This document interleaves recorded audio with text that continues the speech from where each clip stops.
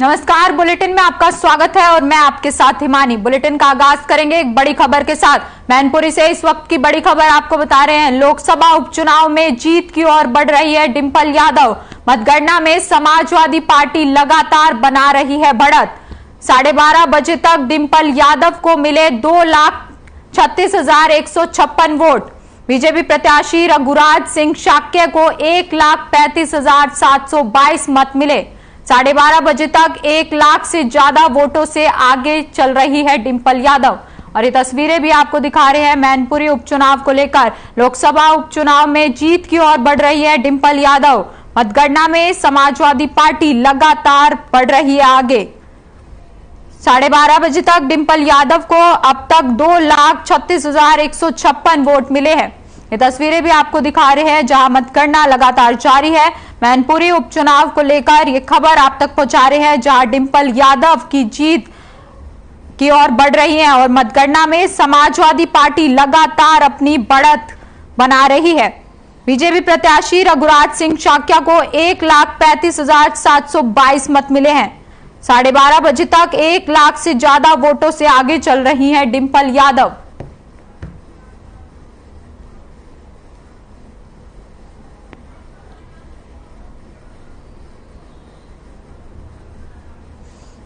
तो इस वक्त की बड़ी खबर और अहम जानकारी आप तक पहुंचा रहे हैं मैनपुरी लोकसभा उपचुनाव को लेकर। अब डिंपल यादव आगे बढ़ती हुई नजर आ रही हैं। मतगणना में समाजवादी पार्टी लगातार आगे बढ़ रही है। 12:30 बजे तक डिंपल यादव को 2,36,156 वोट मिले हैं।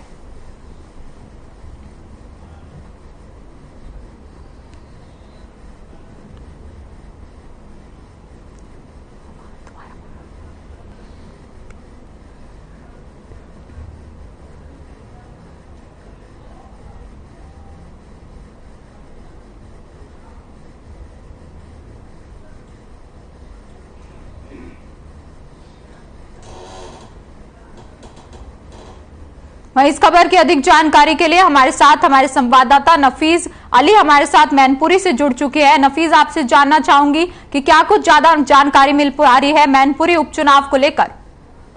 जी मानी, आपको बताते हैं समाजवादी पार्टी का जो किला कहा जाता था आज भी किला कायम है और जहां समाजवादी पार्टी से डिंपल यादव जो चुनाव मैदान में थी उनने काफी बढ़त के साथ जीत अपनी दर्ज कराती हुई नजर आ रही है। अब तक की बात की जाए तो लगभग 1,95,000 वोटों से लगातार डिंपल जो है आगे चल रही है। वहीं रघुराज सिंह शाक्य जो है मैनपुरी में जो मौजूद थे वो यहाँ से चले गए हैं। कहीं ना कहीं जो है जो भारतीय जनता पार्टी के 40 स्टार प्रचारक जो मैनपुरी में दस्तक देने आए थे उनका कोई भी असर देखने को नहीं मिल रहा है। सबसे अहम और बड़ी खबर बात यह है कि जहाँ समाजवादी पार्टी का गढ़ कहा जाता था वहाँ आज भी डिंपल ने जो है अपना कायम किया है और अखिलेश यादव ने लगातार जो लुक्कड़ सभाएं की थी उसका सीधा असर देखने को मिल रहा है। वहीं शिवपाल सिंह यादव की बात की जाए, शिवपाल सिंह यादव के समाजवादी पार्टी में आने से बहुत बड़ा असर देखने को मिल रहा है। जो उनके जसवंत नगर की बात की जाए वहां से भी लाखों के हिसाब से जीत दर्ज करा पाई है समाजवादी पार्टी से। जी बिल्कुल, आपसे ये भी जानना चाहेंगे कि समाजवादी पार्टी के कार्यकर्ताओं में कितना उत्साह देखने को मिल रहा है?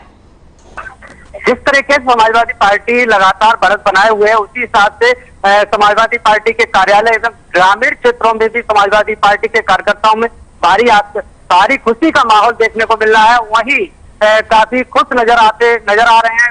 वहीं सांसद धर्मेंद्र यादव ने कहा है कि ये जो है नेताजी की श्रद्धांजलि है जो आज जो है यहाँ के स्थानीय लोगों ने, यहाँ की जनता ने जो हमें बेतोड़ जो है वोट देकर जीत दर्ज करा रहे हैं। जी बिल्कुल, आपसे ये भी जानना चाहेंगे क्या आपकी किसी मंत्री से बात हुई है, उनकी क्या प्रतिक्रिया है इसको लेकर? जी आपको बता दें अभी हमारे पूर्व सांसद धर्मेंद्र यादव से मेरी समाजवादी पार्टी को सांसद धर्मेंद्र यादव से बात हुई थी। उनका यह कहना है कि जो भी जीत है वो हमारे पूर्व सांसद रह चुके हमारे मुलायम सिंह यादव की श्रद्धांजलि को लेकर के ये पूरा जो मतदान हुआ है जहां समाजवादी पार्टी के जितने भी नेता थे लुक्कड़ सभाएं कर रहे थे उसका सीधा असर देखने को मिल रहा है। डिंपल ने भी लगभग मैनपुरी के अंदर काफी नुक्कड़ सभाएं की थी उसका सीधा असर देखने को मिल रहा है। जहां लोग जो है बीजेपी के लोग जो है यहाँ पर डेरा जमाए हुए थे, यहाँ 40 स्टार प्रचारक को भारतीय जनता पार्टी ने भेजा था, वही जो है आज जो है यहाँ पर भारी हार की वजह से यहाँ से जो प्रत्याशी रघुराज सिंह साहब के हैं वह यहाँ से चलते बने हुए। मीडिया से बात करने के दौरान उन्होंने बताया है कि ये जो हार जीत जो है जनता के बीच की है और जनता ही इसका निर्णय करती है। जी बिल्कुल, आपका बहुत बहुत धन्यवाद हमारे साथ जुड़ने के लिए और यह अहम जानकारी हमारे तक साझा करने के लिए। चलिए खबरों में आगे बढ़ते हैं। सिद्धार्थनगर से इस वक्त की बड़ी खबर से रूबरू कराते हैं आपको। बंद कमरे में चल रहा है कंबल वितरण का खेल। पांसी नगर पालिका परिषद के अध्यक्ष के घर पर खेल। इंद्रेश पटवारी के आवास पर कंबल वितरण का खेल लगातार जारी है। अध्यक्ष की पत्नी चमन आरा बांट रही है वोटरों को कंबल। चुनाव आते ही वोटरों को लुभाने की लगातार कोशिश की जा रही है।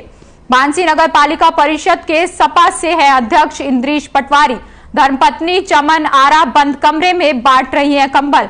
इस वक्त की बड़ी खबर और अहम जानकारी आप तक पहुंचा रहे हैं सिद्धार्थनगर से, जहां बंद कमरे में चल रहा है कंबल वितरण का खेल। इंद्रेश पटवारी के आवास पर लगातार कंबल बांटे जा रहे हैं और आपको बता दें कि अध्यक्ष की पत्नी चमन आरा बांट रही है वोटरों को कंबल। लगातार चुनाव आते ही वोटरों को लुभाने की कोशिश की जा रही है और ये तस्वीरें भी आप तक पहुंचा रहे हैं सिद्धार्थनगर से, जहां कंबल वितरण का खेल लगातार जारी है। इंद्रेश पटवारी के आवास पर यह कंबल वितरण का खेल चल रहा है और अध्यक्ष की पत्नी चमन आरा लगातार वोटरों को लुभाने की कोशिश कर रही है और कंबल बांट रही है।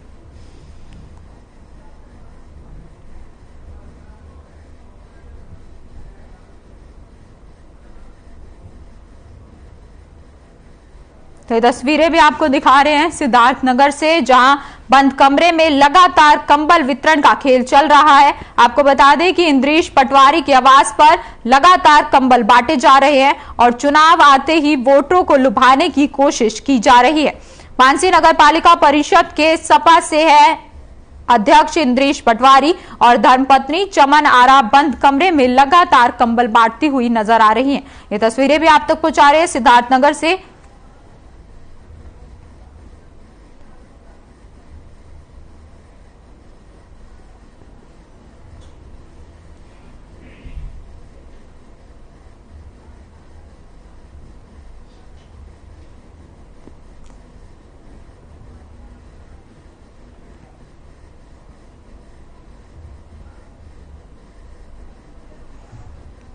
वहीं मैनपुरी उपचुनाव में मतदाताओं को शिवपाल यादव ने ट्वीट कर आभार जताया है। आपको बता दें कि शिवपाल यादव ने ट्वीट कर लिखा कि मैनपुरी संसदीय क्षेत्र के मतदाताओं से मिले आशीर्वाद, स्नेह और अपार जन समर्थन के लिए सम्मानित जनता, शुभचिंतकों, मित्रों और कर्मठ कार्यकर्ताओं को हृदय से आभार। आगे लिखा उन्होंने, जसवंत नगर की सम्मानित जनता ने डिंपल यादव को दिए गए आशीर्वाद के लिए जसवंत नगर वासियों का सहृदय धन्यवाद।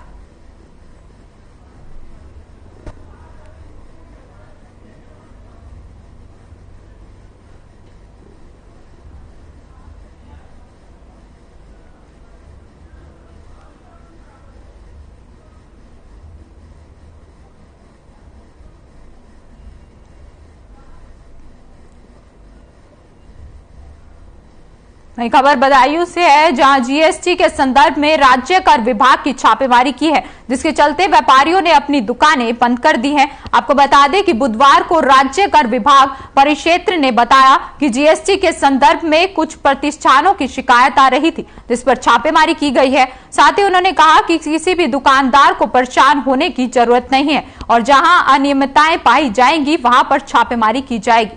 तो बदायूं से आपको ये तस्वीरें दिखा रहे हैं, जहां राज्य कर विभाग ने छापेमारी की है और छापेमारी के दौरान दुकानदारों में हड़कंप मच गया है।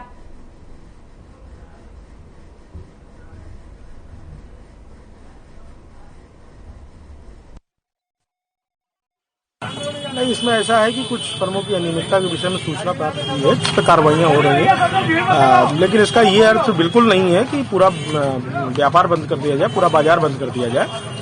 सारे व्यापारी बंद हो, अपना व्यापार करें, कोई दिक्कत नहीं है कहीं पर। यदि किसी फर्म की सूचना कोई प्राप्त होती है तो हम लोग उस पर कार्रवाई करते हैं। वहीं देवरिया में मासूम की हत्या के मामले में एक आरोपी को छोड़ने का मामला सामने आया है। आपको बता दें कि जिसके बाद नाराज परिजनों और स्थानीय लोगों ने एसपी कार्यालय को घेर लिया और जमकर हंगामा काटा। परिजनों को समझाने में पुलिस के पसीने छूट गए।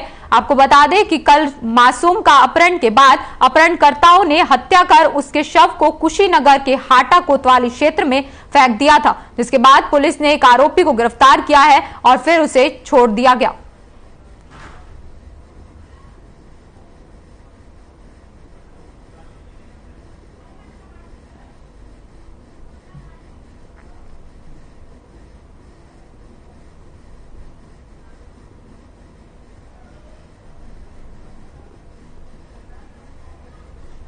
वहीं लखनऊ मंडलायुक्त डॉक्टर रोशन ने अवैध मिट्टी खनन की सूचना प्राप्त होने पर तत्काल काकोरी ब्लॉक के गांव कटोली पहुंचकर संबंधित अधिकारियों, खेलपाल और अवैध मिट्टी खनन में लगे ठेकेदार के विरुद्ध सख्त कार्रवाई करने के निर्देश दिए हैं। आपको बता दें कि मौके पर उन्हें एक मिट्टी ले जाती हुई डंपर खराब मिली। मंडलायुक्त ने वाहन चालक से रवन्ना मांगा तो उसके पास कोई कागजात नहीं मिले। उन्होंने गाड़ी को तत्काल सीज करने के निर्देश संबंधित अधिकारियों को दिए। वहीं खान अधिकारी की ओर से मिट्टी के खनन को लेकर संतोषजनक उत्तर न देने पर मंडलायुक्त ने खान अधिकारी के विरुद्ध जांच करने के निर्देश भी दिए हैं। उन्होंने कहा कि यदि खान अधिकारी की भी संलिप्तता इसमें पाई गई तो उनके विरुद्ध शासन को निलंबन संबंधी कार्रवाई हेतु पत्र भी लिखा जाएगा।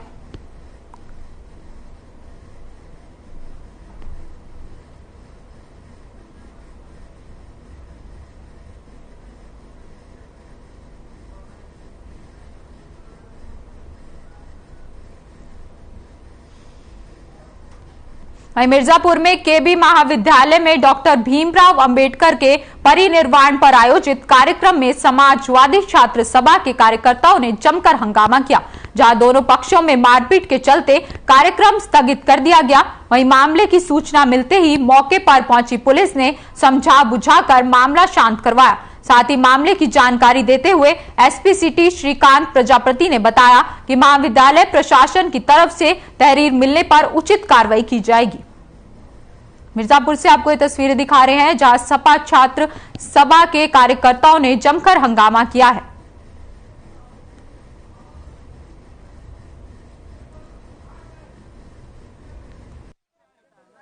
आज हमारे यहाँ मतलब अखिल भारतीय विद्यार्थी परिषद बैनर तले बाबा साहब की पुण्यतिथि पे कार्यक्रम था। तो कॉलेज में हमारे जिला सचिव अतुल गुप्ता जी और बाकी सब लोग थे, विद्यार्थी परिषद के कार्यकर्ता सभी उपस्थित थे। यहाँ पे बच्चों के साथ छात्र छात्राओं के साथ यहाँ पे कार्यक्रम चल रहा था। तो पूर्व मतलब हमारे प्रत्याशी हमारे एनटी में ही थे, अभी वर्तमान अध्यक्ष में यहाँ पे हैं रोहित यादव जी। वो अपनी सभी साथियों के साथ वहाँ पहुँचे कि यहाँ बैनर अखिल भारतीय विद्यार्थी परिषद का बैनर क्यों लगा है, विरोध करने के लिए टेबल वगैरह पे सारी चीज़ हर एक चीज़ पहुँच के वहाँ विरोध करने लगे। ये अंबेडकर जी को लेकर के केबी पीजी कॉलेज में सामाजिक समरसता का एक कार्यक्रम किया जा रहा था, जिसपे इसी विद्यालय के ही दो छात्र गुटों ने आपस में झगड़ा कर लिया और उसको लेकर के जो कॉलेज प्रशासन था उसके द्वारा जो सूचना दी गई उस पर यहाँ मौके पर पुलिस फोर्स मौजूद है। इस समय मौके पर शांति व्यवस्था कायम है। कॉलेज प्रशासन के द्वारा जो तहरीर दी जाती है उस पर वैधानिक कार्रवाई की जाएगी। वहीं खबर मिर्जापुर से है जहां कछुआ इलाके से पुलिस ने 25,000 के इनामी समेत 3 अंतर्राष्ट्रीय गांजा तस्करों को गिरफ्तार किया है। आपको बता दें कि साथ ही पिकअप और बोलेरो में छिपाकर ले जाया जा रहा 50 किलो गांजा भी पुलिस ने बरामद कर लिया है, जिसकी अनुमानित कीमत लगभग 5 लाख रुपए बताई जा रही है। मामले का खुलासा पुलिस अधीक्षक संतोष कुमार ने किया और साथ ही आपको बता दें कि पुलिस लाइन में ये मामले का खुलासा किया गया और उन्होंने बताया कि गिरफ्तार किए गए आरोपी पर 25,000 का इनाम भी घोषित किया गया है। तो मिर्जापुर से आपको ये तस्वीरें भी दिखा रहे हैं जहां नशा तस्करों पर पुलिस की पैनी नजर लगी हुई है और साथ ही पुलिस ने 25,000 के इनामी तस्कर को गिरफ्तार कर लिया है। वहीं पुलिस ने उनके कब्जे से 50 किलो गांजा भी बरामद किया है।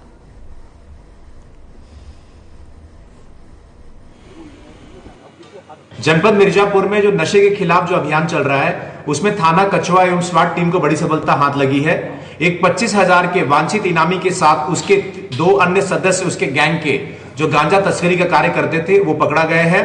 इनके पास से पिकअप और बोलेरो गाड़ी वो भी बरामद हुई है और साथ ही साथ 5 लाख अनुमानित कीमत का जो गांजा है वो भी बरामद किया गया है।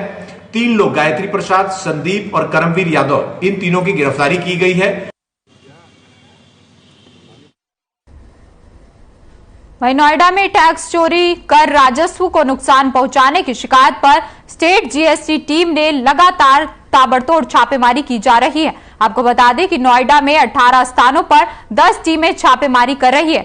जिन फर्म पर छापेमारी की जा रही है वे ज्यादातर फर्नीचर से जुड़े हुए व्यापारी हैं। मेरी जानकारी के मुताबिक शाहबेरी, नोएडा और ग्रेटर नोएडा में लगभग 10 जीएसटी की टीमों ने जिले के 18 व्यापारियों के ठिकानों पर छापेमारी की है। बताया जा रहा है कि ये सभी व्यापारी लंबे समय से कर की चोरी कर रहे थे। छापेमारी पड़ने के बाद व्यापारियों में हड़कंप मच गया है। नोएडा से आपको ये तस्वीरें दिखा रहे हैं जहां जीएसटी विभाग ने ताबड़तोड़ कार्रवाई करते हुए 18 स्थानों पर छापेमारी की है।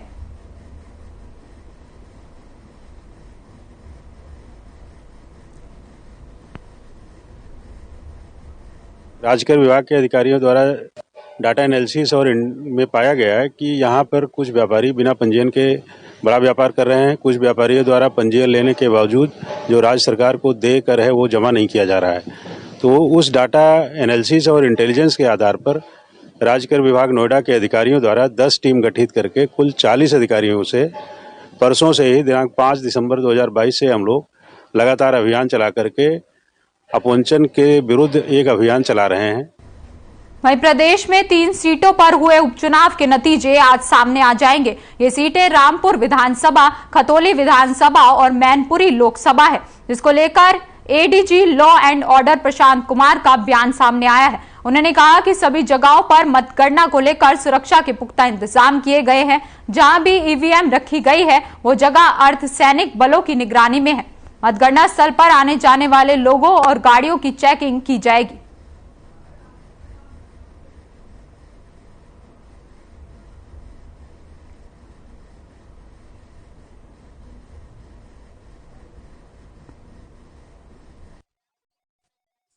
कल दिनांक 8 दिसंबर को उत्तर प्रदेश में 3 उपचुनाव, जिसमें कि मैनपुरी लोकसभा तथा रामपुर तथा खतौली विधानसभा के मतगणना का कार्यक्रम प्रस्तावित है।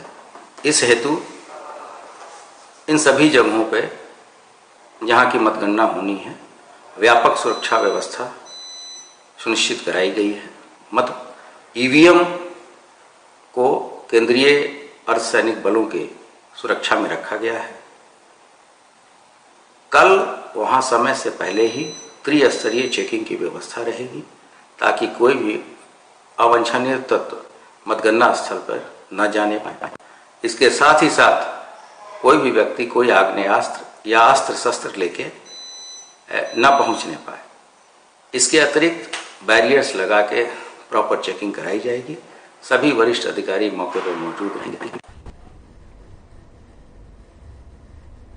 वहीं कानपुर से एक दिल दहला देने वाला मामला सामने आया है, जहां डॉग्स पेट क्लिनिक में एक युवक ने युवती के साथ मारपीट की है। आपको बता दें कि युवक ने युवती का गला दबाकर जानलेवा हमला करने की कोशिश की। वहीं ये पूरी घटना वहां लगे सीसीटीवी कैमरे में कैद हो गई। तो तस्वीरें आपको कानपुर से दिखा रहे हैं, जहां युवक ने युवती पर जानलेवा हमला करने की कोशिश की है। आपको बता दें कि गला दबाकर मारने की भी कोशिश की गई। वहीं मामला ये पूरा वहां लगे सीसीटीवी कैमरे में कैद हो गया। ये तस्वीरें भी आपको दिखा रहे हैं।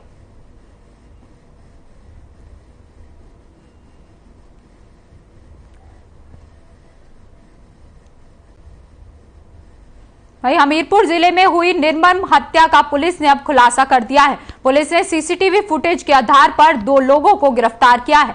मामला हमीरपुर जिले के पुराना बेतवा घाट का है, जहां एक बोरे से खून रिश्ता देख आसपास के लोगों को शक हुआ, जिसके बाद उन्होंने मामले की जानकारी पुलिस को दी। मौके पर पहुंची पुलिस ने मामले की जांच शुरू की तो पता चला कि बोरे के अंदर एक चादर और पॉलिथीन के अंदर एक अज्ञात युवक का शव मिला है। अर्धनग्न अवस्था में हाथ पैर रस्सी से बंधे हुए थे, कपड़े में लटका हुआ था। वहीं देर बाद एएसपी अनूप कुमार और एसपी शुभम पटेल भी घटनास्थल पर पहुंच गए। इसके बाद पुलिस ने सुभाष चौराहा स्थित आसपास के इलाकों में लगे सीसीटीवी कैमरे को खंगालना शुरू कर दिया। और आपको बता दें कि सीसीटीवी कैमरे में सुभाष चौराहे से लेकर जगदीश पहलवान के मकान तक एक युवक बाइक पर बोरे में भरे शव को खींचता हुआ दिखाई दे रहा है, जबकि इसका एक साथी चौराहे पर बैठने वाले चौकीदारों को अपनी बातों में उलझाए हुए था।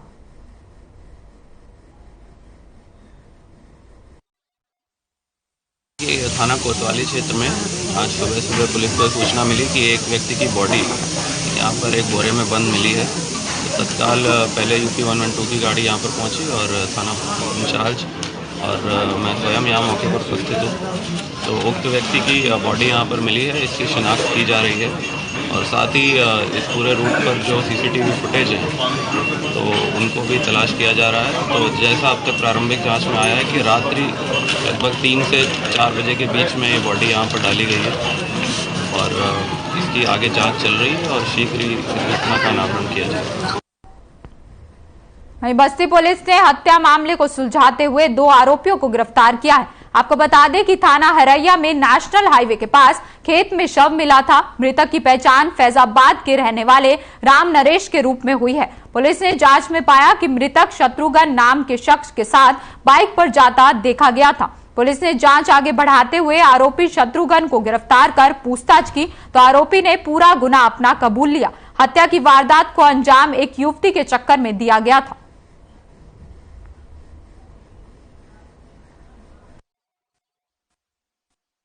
4 दिसंबर की प्रातःकाल थाना हरैया पे जानकारी मिली कि हाईवे के किनारे एक अज्ञात युवक की लाश पड़ी हुई है। इस संबंध में फौरन मौके पर पहुंच करके शव को अपने कब्जे में लिया गया और उस युवक की पहचान करने की कोशिश की गई। उसके पास से पाए गए जो आधार कार्ड और पैन कार्ड के आधार पर उसकी पहचान राम नरेश निषाद के रूप में हुई, जो अयोध्या रामघाट हाल्ट का रहने वाला था। उसके परिजनों से जब जानकारी की गई तो उन्होंने आकर के उसकी पहचान करी और ये बताया कि 6 माह पूर्व वो वहाँ पर कोतवाली बीकापुर से एक किसी लड़की को साथ में लेकर के दिल्ली चला गया था।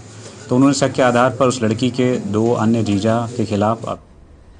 वही खबर लखनऊ से है, जहां लखनऊ विश्वविद्यालय के कैंपस में एक बर्थडे पार्टी के दौरान 2 छात्रों में विवाद के चलते मारपीट हुई, जिसमें एक छात्र के सिर, हाथ और कंधे पर गंभीर चोटें आई हैं, जिसके बाद घायल छात्र को ट्रॉमा सेंटर भेजा गया। वहीं मौके पर भारी पुलिस बल तैनात रहा।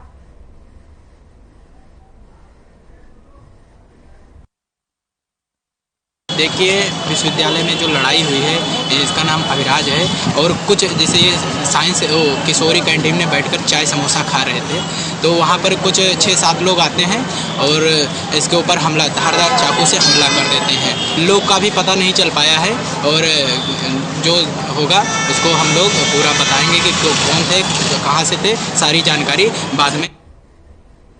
वही खबर उरई से है, जहां भूमाफियों का आतंक लगातार बढ़ता जा रहा है। जनपद में रहने वाले राम स्वरूप वाल्मीकि ने इस विषय पर जानकारी देते हुए जिलाधिकारी को ज्ञापन सौंपते हुए कहा कि भूमाफियों को किसी का डर नहीं है। जिलाधिकारी के यहां ज्ञापन देते समय राम स्वरूप ने पत्रकारों से बातचीत की और कहा कि उनकी भूमि पर भूमाफियों मनीष अग्रवाल जबरन कब्जा कर रखा है। राम स्वरूप ने कहा कि आरोपी पर कोर्ट में केस चल रहा है, जिसकी सुनवाई अदालत में 16 दिसंबर को होनी है, लेकिन अदालत के आदेश को न मानते हुए भूमाफिया अपने साथ करीब 5 दर्जन से अधिक लोगों को लेकर कब्जा करने पहुंच गया और प्रार्थी को जान से मारने की भी धमकी देते हुए जबरन वहां से भगा दिया गया। प्रार्थी ने जिलाधिकारी से मदद की गुहार लगाई है। इस मामले पर जिलाधिकारी ने जांच करके कार्रवाई करने का आश्वासन भी दिया है।